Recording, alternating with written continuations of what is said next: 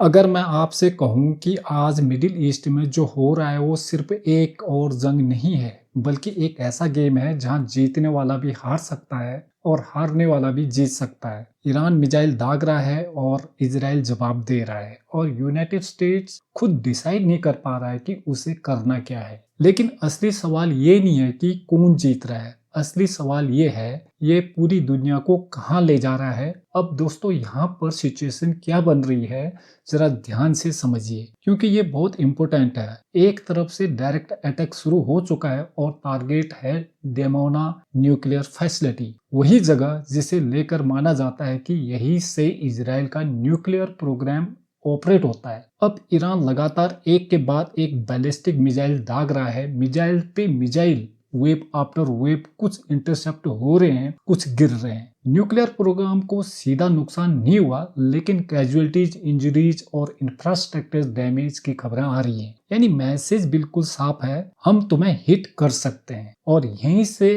असली जियो political game शुरू होता है, क्योंकि ये सिर्फ अटैक नहीं, कैपेबिलिटी और डिमोन्स्ट्रेशन है। दोस्तों यहाँ पर अब बेंजामिन नेतन्याहू का स्टेटमेंट सबसे ज्यादा इंपोर्टेंट हो जाता है। वो सिर्फ इजराइल को नहीं, पूरी दुनिया को वार्निंग दे रहे हैं, और वो भी प्रैक्टिकल। डिएगो गार्सिया और मिसाइल फायरिंग की घटना ने एक बात क्लियर कर दी, भले मिसाइल इंटरसेप्ट हो गई, लेकिन ईरान के पास 4000 किलोमीटर तक स्ट्राइक करने की कैपेबिलिटी है। अब सिंपल कैलकुलेशन देखिए, तेहरान से बर्लिन 4000 किलोमीटर से कम, लंदन लगभग उसी रेंज में, तो टेक्निकली ईरान मेनलैंड यूरोप तक पहुंच सकता है। यही बात नेतन्याहू बार बार कह रहे हैं, आज इग्नोर करोगे तो कल बहुत देर हो जाएगी। अब यहाँ सबसे इंटरेस्टिंग चीज आती है, विक्ट्री की डेफिनेशन। इजराइल के लिए जीत का मतलब रिजीम चेंज इन ईरान, जबकि यूनाइटेड स्टेट खुद क्लियर नहीं है। कभी मिसाइल कैपेबिलिटी, कभी स्ट्रेट ऑफ हॉर्मुज, यानी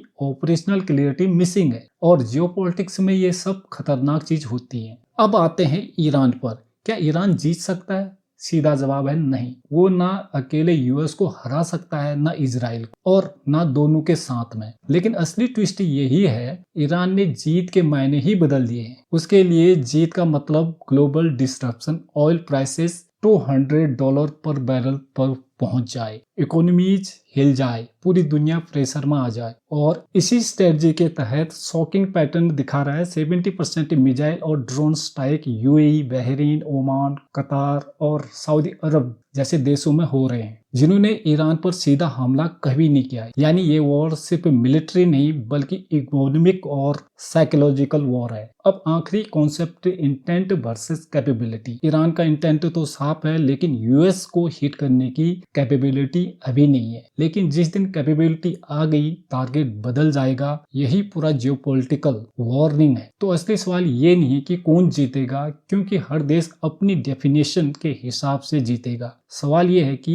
इसकी कीमत कौन चुकाएगा। जवाब है पूरी दुनिया। अब ये वॉर खत्म होने वाली है या अभी शुरू हुई है?